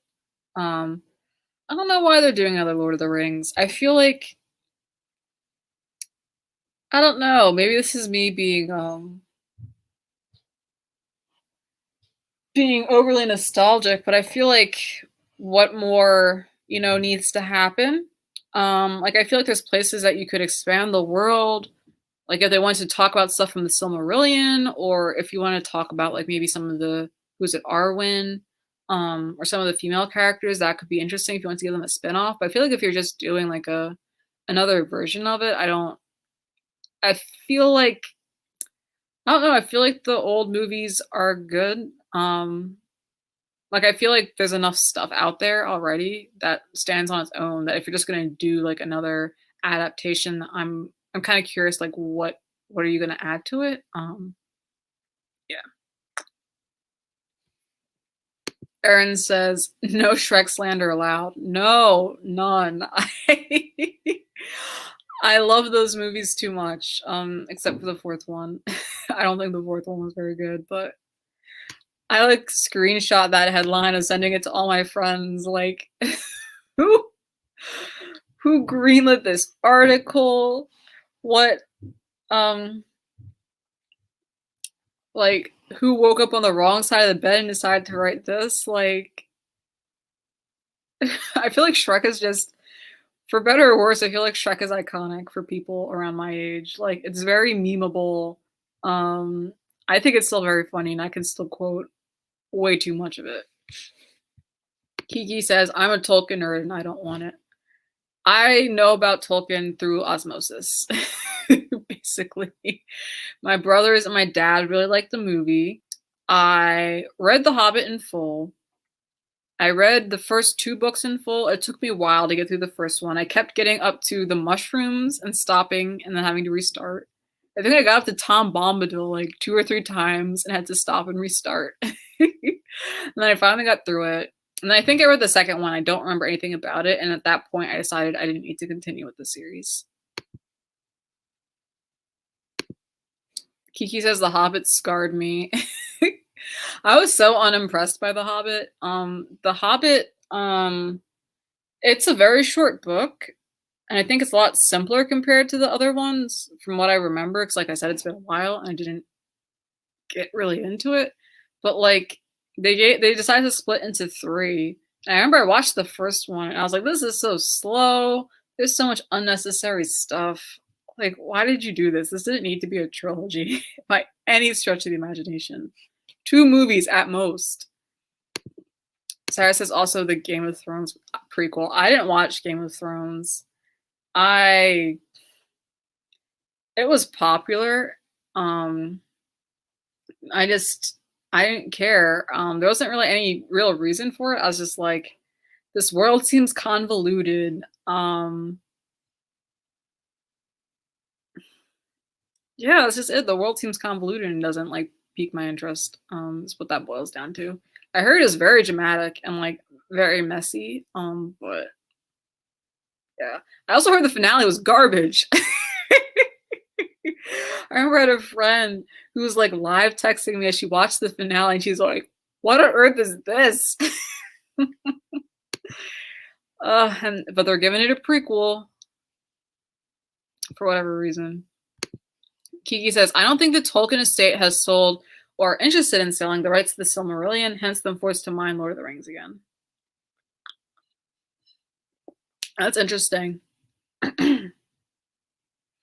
Yeah, it's very interesting how, I guess as a bystander, like how people who are like tasked with managing these like estates, like the living family of like these dead like novelists, how they choose to like deal with movie rights and TV rights and all that stuff. I think like just for me it's like a thought experiment because I don't know what I would do, you know? Like I feel like I would just be like, sure. Go ahead, I guess. Like, I don't know, but obviously you don't want to do that. You don't want just like anybody handling the work of a beloved family member. But also at the same time, like if you're not them, like I don't know if I'd really even be good at like judging like what this person would have wanted. So I feel like it's just like a tricky position to be in if you're like the arbiter of one of those estates. And the person doesn't have a very clear will. I don't know why I keep mispronouncing your name. I'm sorry, Kay. Kay says, I never read those books and barely watched the films. I see the appeal, but I can't stay awake. That's that's very fair. I already told you about my attempts with the mushrooms and with Mr. Tom Bombadil. Those books are slow as molasses. I don't know. I feel like I was able to stay awake for the movies fine. Like they were decently big when I was a kid. Like my brother got like a light up sword. I remember you could go into the Toys R Us and find the action figures. I think I just thought Legolas was pretty, and that was as far. I thought Legolas and Aragorn were pretty. Yeah, and that was like as far as my interest in the movies went. Also, I like the part with the girl or whatever. He's like, no man can kill me, and then, but I am no man. Haha. That was a good part. Like I just remember like random snippets. Because I just that's how I watched it, like 5-minute intervals of me walking in and out of the TV room. But yeah, it does move very slow. He said I fell asleep during the first Hobbit film. I stayed awake and I wasn't necessarily. And you might have been better off taking the nap. I'll just put it that way. He says, "Oh my God, is that Game of Thrones prequel still even happening?" Oh, every news story that actresses share about how they were abused, mistreated on set makes me want to pretend the whole thing never existed. I had not heard about mistreatment on set. Yeah, that is worrying. Very worrying. Sarah says the entire last season is garbage for Game of Thrones. RIP. Yeah. It's interesting how some series just like overstay their welcome. Like they could have had a good thing just selling us merch until who knows when, and then they just take it too far in the story and people aren't really interested anymore. Like I know some diehard Game of Thrones people who are going to probably watch the prequels and all that, but I think a lot of like the general viewership who like just kind of popped up, who like weren't like fans of the novels, just kind of like popped up because of all the hype, are just kind of slowly leaving now. I'm trying to think. Is there anything else? I'm just starting. Oh, I got a lot of middle grades out from the library. I keep saying I'm going to take a break, but like all my breaks involve reading, and then I feel like I have to review and talk about what I'm reading, so it's not really a break. So I will try to take a break sometime after the Broken Earth read along is done, which is I guess the end of August. If you haven't joined that, please do so. It's a lot of fun. If you've read the stories or want to read them, the Discord is a hoot. People are making jokes and sharing memes. And we're getting to have some more fun stuff with the Saturday Lives. Like, we sort of did Would You Rather last Saturday. And this Saturday, we're going to be doing some Pictionary, so that'll be fun. Sorry, not Pictionary, Hangman, so that'll be fun.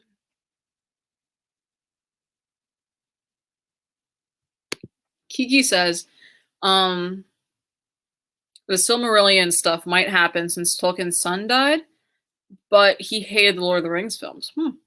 Don't get me started. I can shoot Tolkien-related factoids all night.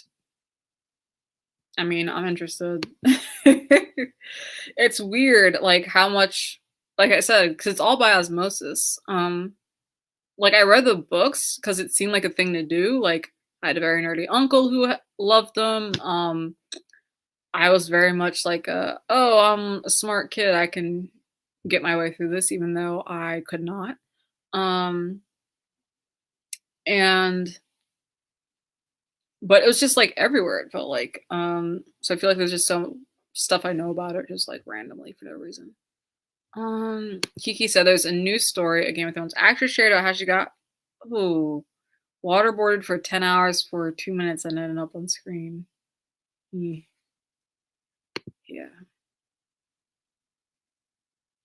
Yeah. I don't know. I also hear that Hollywood is kind of grimy in general. Like I hear that unions are very important. Like I don't have specifics, but that was just generally because I don't want to just like spread gossip or whatever, but like that was generally the impression I was getting from like hearing random people tweet, basically. Um,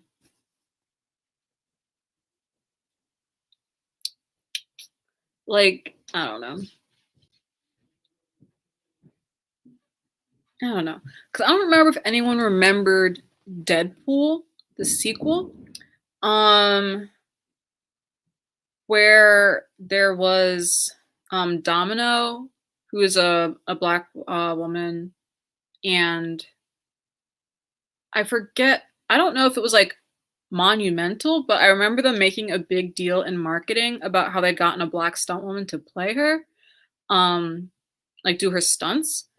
Um, so I've heard also that sometimes they don't want to look for black stunt people and they will just like paint someone up basically in blackface and have them do it. Like just throw on some like brown paint and be like, if it's far enough away, we'll call it a day. Um, so like that's something I've heard about on sets. But they were like making a big deal in marketing, at least in some of the groups I was in, about having this black stunt woman um, for Deadpool 2.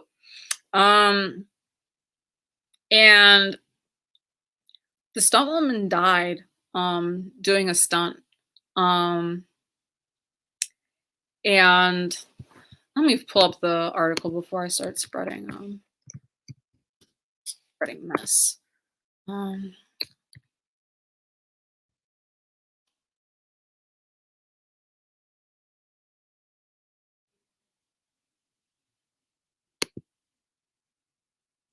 oh God.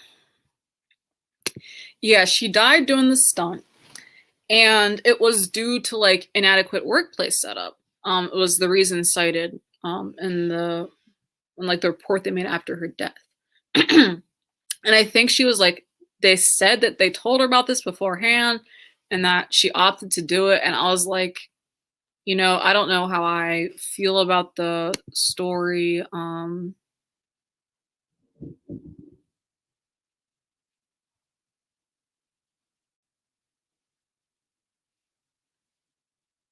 So, like they said, they didn't give her safety headgear. They said that there was not health and safety documentation on site. They didn't do a stunt safety checklist that they were supposed to before the stunt. Um,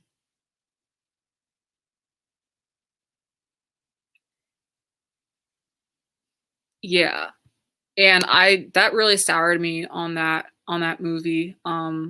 Like I haven't seen it because I'd seen the first Deadpool and liked it, and I haven't gone to see the second one, and I don't plan on seeing the second one.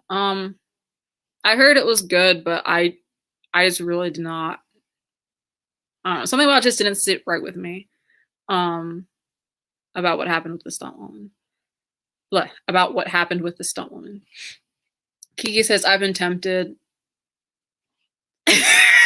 Join us. Please do. Even if you don't want to reread, you just want to crack some jokes. You can just pop in the Discord. Like, yeah, or I'm gonna be time stamping the lives because the lives are a lot of sprints, so you can join and just like do the sprints and then like I do little like discussions in between.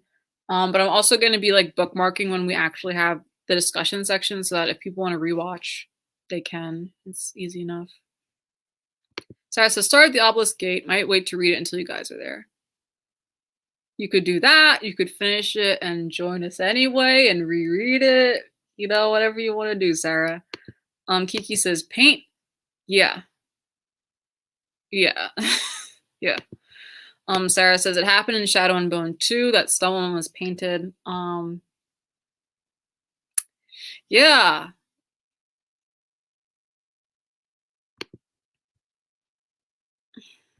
It's a mess. It's truly a mess.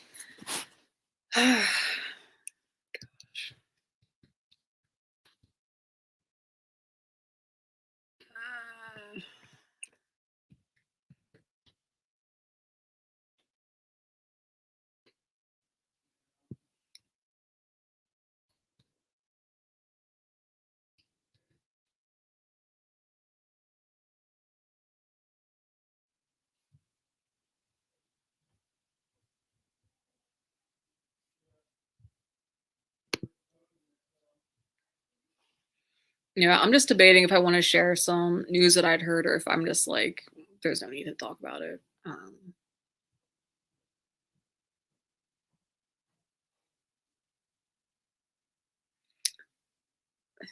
I think I'll just leave it there because it is getting kind of late and I do need to do some other stuff to get ready for tomorrow. But I'll just say that, like, yeah, it isn't like uncommon. Sarah, don't. Sarah says share. Sarah, I don't always like being the bringer of bad news. Um,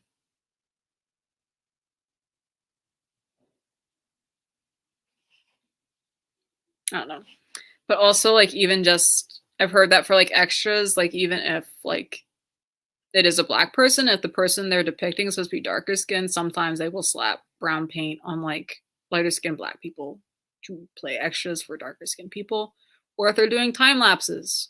And they didn't want to find someone who actually looked like the actor but younger, sometimes they'll slap brown paint on people who are lighter skinned and do that. And that was something I'd heard about because it had happened in Lovecraft Country. Um, like the extra was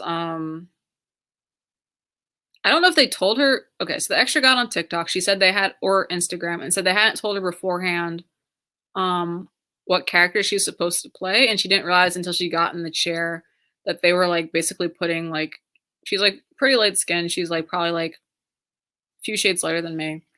And they had her playing, oh gosh. So I don't watch Lovecraft Country, so I can't tell you the character off the top of my head. But it was one of the women who was like, who's about the same shade as like Jonathan Majors. And so they put brown paint on her so they could take like a photo that was going to be used for like a background scene. And that got some traction after she posted it because people are like, this is bad.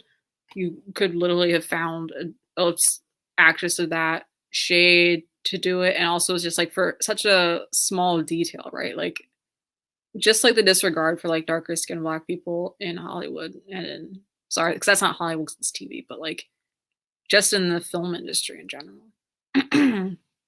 Okay, so it wasn't just me. Okay, it says I remember that episode. It was for the time travel episode. It was it was really weird to watch because it was something where I thought it was gonna like, really like blow up because I thought Lovecraft Country was very beloved, but it felt like the reaction was kind of small. Um yeah, Kay says, and her part wasn't even important or shown up close. Yeah, that's what I heard. Might have been Letty. Ba, ba, ba. Let me Google this real quick. I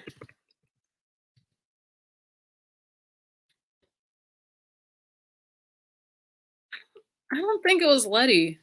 Because I think the girl was like about the same shade as her.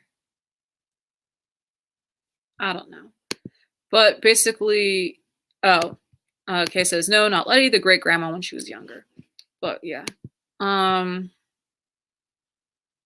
So that was something I was expecting to be like a big, I guess, betrayal or to be experienced that way on Twitter. And it felt like it was like a very like localized reaction to it.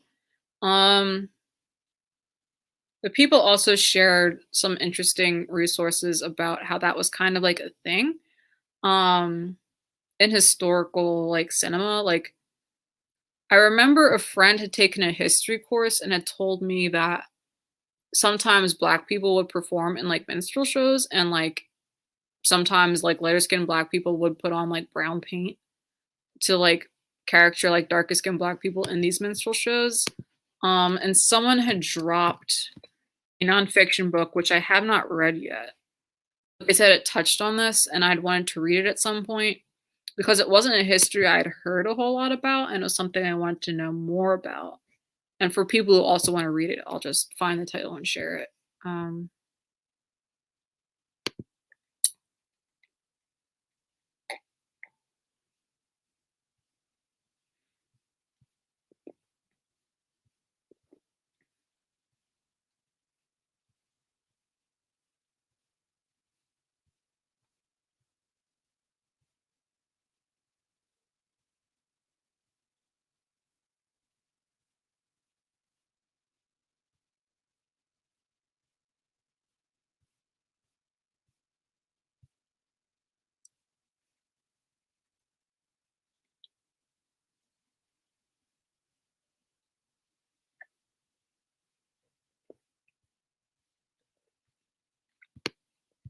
okay, I found it. It's called Darkening Mirrors: Imperial Representation in Depression Era African American Performance. I think, I think, like, I don't think it's exclusively about that stuff, but I think the person who had recommended it said that there's at least a chapter on it, and I think they said that it was called Pancaking. If you want to do like more independent research on that, 'cause that was something I hadn't heard about like at all. Like I did not know there was like historical precedent for that until someone had shared that. So definitely something I wanted to educate myself on. And I'm just throwing it in the chat because I don't know if people really want to circle back to check in the description box. Kiki says sorry, that was the wrong comment. Kiki says very slowly Saldana in the Nina Simone biopic. Yeah, very that. For those who don't know, Zoe Saldana played Nina Simone in a biopic, and Zoe Saldana doesn't really look anything like Nina Simone. I don't know that she's necessarily even known to be that good an actress. Like I only know her from Marvel stuff. But she was cast. Nina Simone is like much darker than her. And for the whole movie, for her to play her, they had her in this brown paint, and they gave her like a nose prosthetic because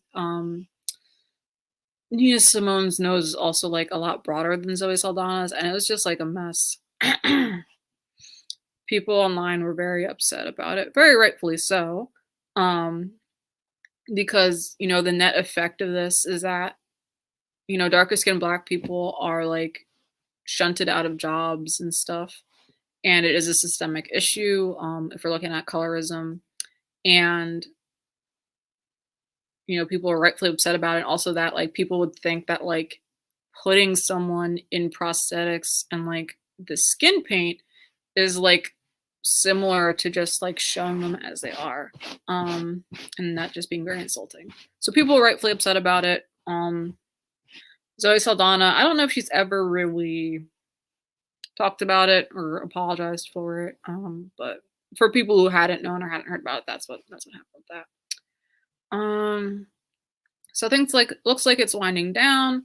I'm going to exit shortly. Okay, says off topic, but how often do you cut your hair?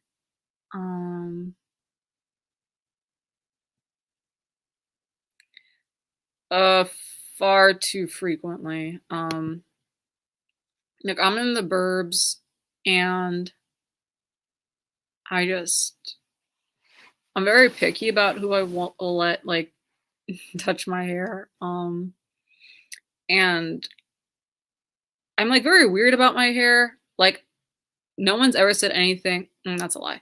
I was gonna say no one's ever said anything bad about my hair, but that's not true. But overwhelmingly, I've been told good things about my hair. I have a looser hair texture, and I don't know, I just don't like it. I think I look like Weird Al when I grow my hair out. I don't like it. So I cut it like a couple years ago, like in a salon, and I wasn't super happy with how it turned out. And I just kind of cut it on my own like once a week now. That was a very roundabout way to say I cut my hair once a week. Sorry about that. Um, Kay says she gave a weak apology years after the fact. I remember people not being super, I remember it not being timely, and I remember people being like, you didn't really address the question at hand. Kiki says she apologized for it, I want to say this year or sometime last year. So like very long period of time in between. For reference, that biopic came out when I was that biopic came out about like at least 4 years ago. So yeah, quite a delay. Oh sorry. Okay, I had something to add. What made so many people upset was because Zoe wanted to position her way far away from the Black community and just be Latina, but whenever her choice. Oh, okay, sorry, I'm not reading that right. But whatever, her choice. But to play a Black, unpolitically, I'm guessing unapologetically Black woman was disrespect. Yeah, like I thought Nina Simone was very much like Black is beautiful, like around that time. I thought like part of what made her so iconic was that she was this dark skinned woman with these features who was like very like unapologetic about like being angry on stage and being a performer and like being like I'm beautiful and like taking up space and all that stuff. Like I think there's like that clip that's always circulating about someone who tried to get out of paying her and she said that she shot at them. Like she just did not tolerate disrespect, and it was like very meaningful to people that she was a woman who looked the way that she did and that she commanded herself and had the presence that she did and had the platform that she did at that time. So I think that was also insult to injury. Um, Not Weird Al. Very much Weird Al. Okay. Very, very giving very yield sign, very triangular. I don't care for it. It is very simple though. I do just kind of roll out of bed and shellac it down, and it's pretty simple. He said, yes, I loved watching a Nina Simone documentary a few years ago that featured her daughter. I should really do better about reading history because I don't know a lot about Nina Simone. I haven't read a lot of her. I haven't listened to a lot of her music, but she's a very important woman, very meaningful to a lot of people, and so people were rightfully upset about what happened. So that was everything.